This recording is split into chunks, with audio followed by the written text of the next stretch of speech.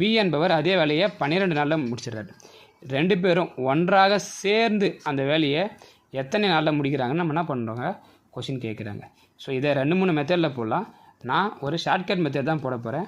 So இந்த method உங்களுக்கு பிடிச்சிச்சின்னாக்கா இந்த மெத்தடை நீங்கள் ஃபாலோ பண்ணிக்கலாம். ஸோ இங்கே ஏவும் பியும் ஒன்றாக சேர்ந்து அப்படின்னு சொன்னாங்கன்னாக்கா ஸோ இந்த ஃபார்முலாவை நம்ம என்ன பண்ணணும்னாக்கா யூஸ் பண்ணிக்கலாம். So X into Y divide by X plus Y.